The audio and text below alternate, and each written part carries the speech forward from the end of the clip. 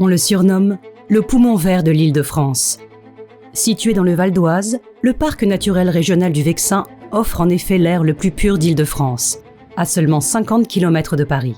Ce parc verdoyant, préservé de toute nouvelle construction depuis 1995, est ponctué de charmants villages, haltes prisées des randonneurs en quête de nature, mais aussi de patrimoine. Près des boucles de la Seine, des golfs haut de gamme attirent une population aisée. En prenant de la hauteur vers le point culminant de l'Île-de-France, l'on parvient au village d'Aincourt, dont l'architecture authentique rappelle toute l'identité du Vexin. Puis, dans le prolongement de la commune, on découvre un immense bâtiment totalement inattendu et en attente de projet. L'ancien sanatorium d'Île-de-France, implanté sur ce sommet de verdure, est le témoin d'une architecture dédiée aux soins. Au tout début des années 1930, le projet des architectes qui ont conçu ce bâtiment, Déco et Crevel, comportait la division du bâtiment en 3 ensembles très modernes pour l'époque.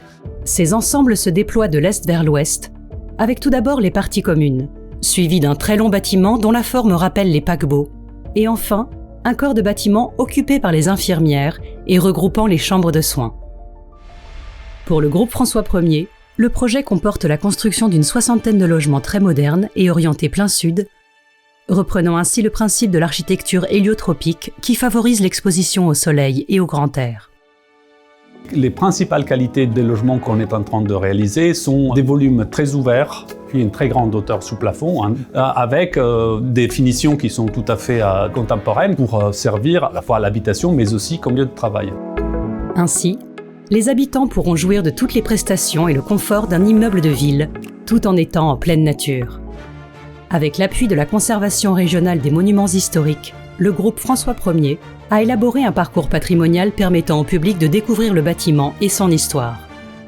On est en train de travailler sur la conception d'un parcours patrimonial permettant la vision de l'extérieur du bâtiment et qu'on puisse installer une chambre témoin meublée et restituer les dispositions d'une chambre de ce sanatorium. La présence d'un parcours patrimonial permet, quand vous êtes acquéreur, de faire bénéficier à vos héritiers de l'exonération complète de frais de succession. Et ce n'est pas négligeable. Je n'ai aucun doute, mais vraiment aucun, sur la mise en location de cette opération, puisque nous sommes situés à proximité immédiate de l'hôpital et de ses 200 salariés. À ce titre, l'hôpital s'est déjà rapproché de nos services pour que nous puissions proposer nos futurs logements à leur personnel. Nous allons offrir 60 logements avec des gammes de prix beaucoup plus attractifs que sur Paris et la région parisienne, tout en restant très accessibles puisque nous sommes reliés par les transports à la gare Saint-Lazare et à la Défense. Le groupe François Ier est fier de réunir une communauté d'acteurs qui partagent la même ambition.